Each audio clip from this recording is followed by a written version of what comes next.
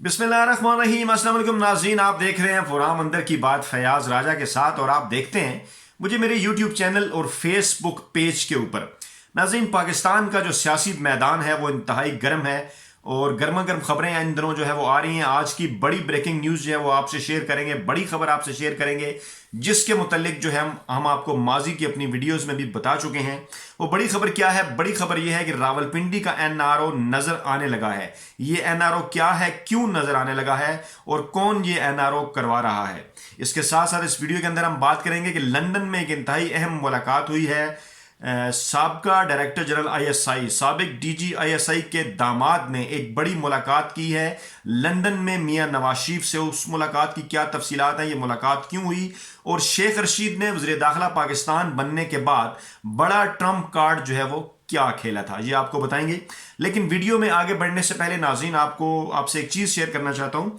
क्योंकि यकीनन आप सोशल मीडिया के ऊपर मौजूद होते हैं, वीडियोस देखते हैं, ट्विटर को फॉलो करते हैं, फेसबुक पेजेस भी देखते हैं, तो आप जानते होंगे कि आज सुबह से ही पाकिस्तान में यूट्यूबर्स के नाम से जो ट्रेंड है वो सोशल मीडिया के ऊपर टॉप है। ये ट्रेंड इसलिए टॉप है कि आज सीनियर जो एंकर हैं हामिद मीर, उनकी जानिब से एक कॉलम लिखा गया, फर्जी कॉलम नौजवान यूट्यूबर्स के खिलाफ, जिसमें उन्होंने इल्ज़ाम लगाया कि हुकूमत जो है वो उनके खिलाफ उन्होंने जो है वो बाज़ यूट्यूबर्स को ये टास्क दिया हुआ है कि वो उनकी जो है वो किरदार कुशी करे, उनके ऊपर इल्ज़ाम तराशी करे। तो नाज़रीन, अल्लाह की लाठी बड़ी जो है वो बेआवाज़ है। मैं इस हवाले से कुछ वीडियोस भी कर चुका हूँ, लेकिन मैं आपको मजीद ये बात बताना चाहता हूँ कि मुस्तकबिल का भी कुछ प्लान है वीडियोस करने का। बताना सिर्फ हामिद मीर साहब को ये है कि वो 1999 के अपने कॉलम्स में मोहतरम खालिद हसन, ज़ियाउद्दीन साहब, अरूसा आलम, अजहर अब्बास, रुदशेर काउसी, इकराम सहगल, अल्ताफ़ कुरैशी और मुजीबुर रहमान शामी जैसे सीनियर जो सहाफ़ी और कॉलम निगार हैं, अपने उन कालमों के अंदर सिर्फ फौजी इस्टेब्लिशमेंट को खुश करने के लिए, नंबर बनाने के लिए इन तमाम लिखारियों के खिलाफ जो है वो इल्ज़ाम तराशी भी करते रहे, इनकी किरदार कुशी भी करते रहे और इनके हवाले से सख्त तनकीद भी उन्होंने अपनाई रखी। तो अल्लाह की लाठी बेआवाज़ है, ये बताना था। और ये मशवरा हामिद मीर साहब के लिए कि आप जितनी जल्दी हो सके कौम से अपने उन कालमों की जो आपने फौजी आमरों की हमायत में लिखे, उनकी आप माफ़ी मांग लें, जो है वो तौबा कर लें। आपको भी सुकून मिलेगा और आपको इधर उधर से सिफारिशें करने की ज़रूरत भी नहीं पड़ेगी कि यूट्यूबर्स उनके खिलाफ जो है वो ये कालम उनके बताना माजी के बंद कर दें और आपको फर्जी कालम भी लिखने की ज़रूरत पेश नहीं आएगी। इस मशवरे के बाद वीडियो में आगे बढ़ते हैं और आपको बताते हैं कि वज़ीर दाखिला शेख रशीद अहमद जब वज़ीर दाखिला बने तो उसके फ़ौरन बाद जो एक बड़ा डिसीजन उन्होंने किया, वो डिसीजन ये था कि कैबिनेट में वो मामला लेकर गए साबिक वज़ीर आज़म शाहिद खाकान अब्बासी, जिनका नाम ECL के अंदर मौजूद था। और फिर हमने ये देखा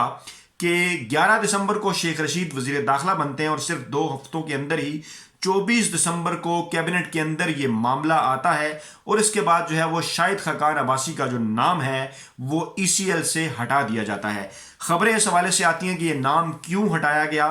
बात होती है कि काफ़ी और लोगों के नाम भी हैं और हमने उस वक्त भी आपको अपनी इस वीडियो में बताया था कि शाहिद खाकान अब्बासी का नाम हटा है। यकीनन कोई टास्क भी जो है वो बाज़ कुव्वतों की तरफ से जो है वो उनके ज़िम्मे लगाया गया है, जिसमें सियासतदानों के अलावा कुछ और लोग भी शामिल हैं। तो फिर आपने ये देखा कि ये इतलात आई कि शाहिद खाकान अब्बासी अमेरिका जा रहे हैं अपने बहन और बहनोई की इयादत करने के लिए, जिनके मुतल्लिक ये खबरें थी कि शायद जो है वो कोरोना वायरस का शिकार हुए हैं। मैंने उस वक्त भी आपको ये खबर दी कि हमारे ज़राए ने इस बात की तस्दीक की है, इस बात का दावा किया है कि शाहिद खाकान अब्बासी जो है वो वापसी के जब वो वापसी पर आज़म सफ़र होंगे, वापस आएंगे, तो वो लंदन में रुकते हुए जो वज़ीर आज़म नवाज शरीफ मफरूर मुजरिम पाकिस्तानी अदालतों से, उनसे वो मुलाकात भी करेंगे। आज इस हवाले से खबर आ गई है, इत्तलात आ रही हैं कि उन्होंने लंदन में मियां नवाज शरीफ से मुलाकात की है। जी बिल्कुल, शाहिद खाकान अब्बासी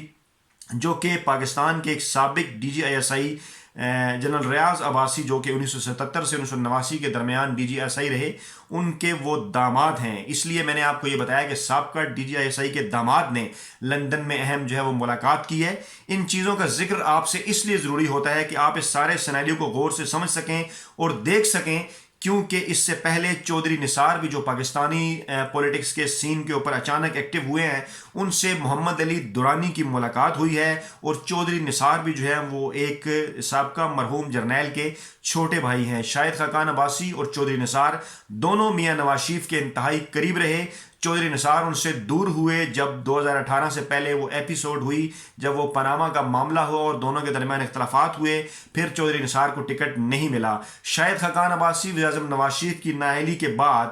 وہ وزیر اعظم بنے پاکستان کے، اور پاکستان کا وزیر اعظم بننے کے لیے آپ کو ضروری ہے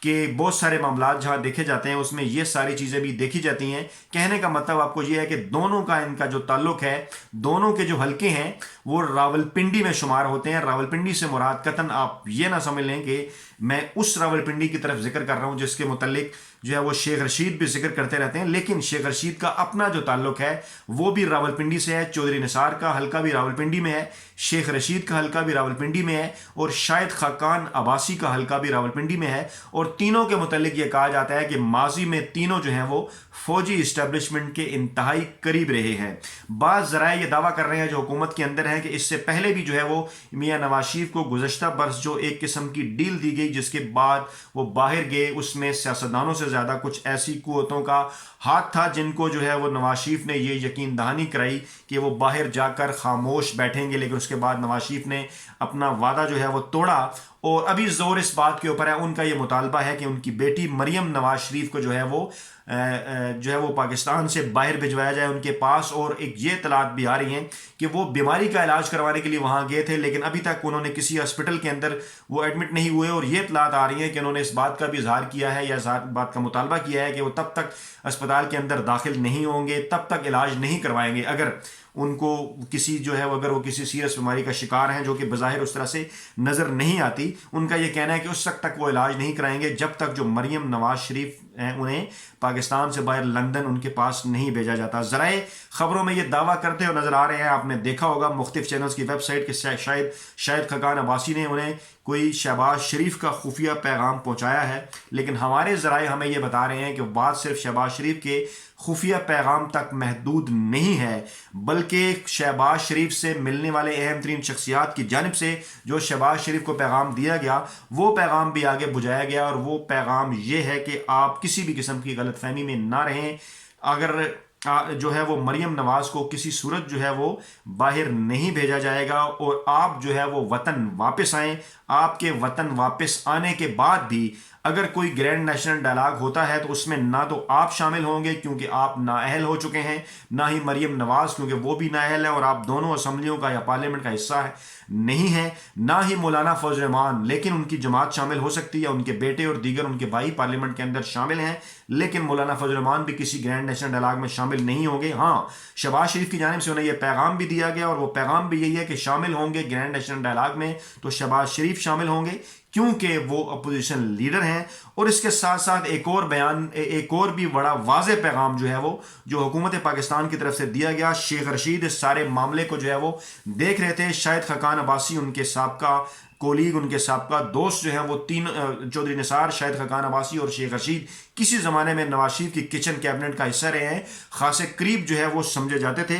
تو یہ پیغام بھی پہنچایا گیا نواز شریف کو کہ جناب اگر گرینڈ نیشنل ڈائلاگ ہوگا تو اس کے اندر نہ تو عدلیہ شریک ہوگی اور نہ ہی فوج شریک ہوگی، کیونکہ فوج اور عدلیہ کا پاکستانی سیاست کے ساتھ جو ہے وہ کسی قسم کا کوئی لینا دینا نہیں ہے، اور موجودہ حکومت بھی انہیں سیاست سے جو ہے وہ باہر رکھنا چاہتی ہے۔ ڈائلاگ ہوں گے اگر ہوئے گرینڈ نیشنل ڈائلاگ اگر آپ چاہتے ہیں، لیکن آپ کو کسی قسم کا این آر او جو ہے وہ نہیں ملے گا، اور آپ جو سوچ رہے ہیں کہ پنڈی سے کسی قسم کا این آر او آپ کو ملے گا